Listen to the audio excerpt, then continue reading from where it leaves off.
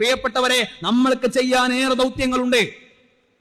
കുടുംബം എന്ന സംവിധാനത്തെ പൂർണ്ണമായി തകർക്കുന്നവർ, എന്തിനാണ് കുടുംബം എന്ന ചിന്താഗതി എന്ന് കൊണ്ടു നടക്കുന്നവർ, എന്തിനാണ് വയസ്സന്മാരായ മാതാപിതാക്കൾ നിങ്ങൾ പരിപാലിക്കുന്നത് എന്ന് ചോദിച്ചുകൊണ്ടിരിക്കുന്നവർ, നിങ്ങളുടെ ജീവിതത്തിൽ അവരുടെ സൗഖ്യത്തിന് വേണ്ടി ബന്ധപ്പെട്ട ഉൽപ്പന്നമായി ഉണ്ടായ ഒരു കാരണം കൊണ്ട് മാതാപിതാക്കൾ ജീവിതകാലം മുഴുവൻ എന്തിനാണ് നിങ്ങൾ പരിപാലിക്കുന്ന വൃത്തികെട്ട ചിന്തകൾ, വിഷച്ചിന്തകൾ നമ്മുടെ തലച്ചോറിലേക്ക് കൊത്തിവെക്കുന്നവർ, നാം ആലോചിക്കേണ്ടത്, എന്റെ മാതാപിതാക്കളെ ഞാൻ എന്തിനു സ്നേഹിക്കണം?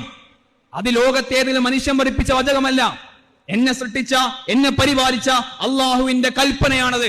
വഖദാ റബ്ബുക, നിന്റെ റബ്ബ് വിധിച്ചിരിക്കുന്നു, അല്ലാ തഅബുദു ഇല്ലാ ഇയ്യാഹു വബിൽ വാലിദൈനി ഇഹ്സാന, അള്ളാഹുവിനെ മാത്രം ആരാധിക്കണമെന്നും മാതാപിതാക്കൾക്ക് നന്മ ചെയ്യണമെന്നതും അള്ളാഹുവിന്റെ കൽപ്പനയാണ്.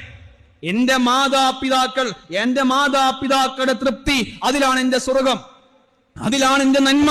അവരെ പ്രാർത്ഥന കൊണ്ടാണ് എന്റെ ജീവിതം മുന്നോട്ട് കൊണ്ടുപോകുന്നത്. എന്റെ ജീവിതം സംശുദ്ധമായി മുന്നോട്ട് പോകുന്ന പറയാനും പ്രഖ്യാപിക്കാനും പറ്റണം.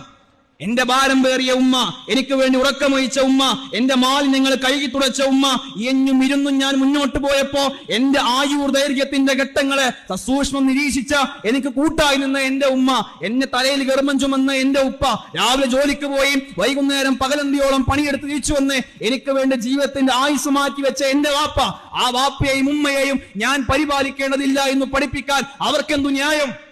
അത് പറയാൻ താൻ ആരാണോ എന്ന് പ്രഖ്യാപിക്കാൻ ആർജവമുള്ളവരാകാൻ നമ്മൾക്ക് പറ്റണം.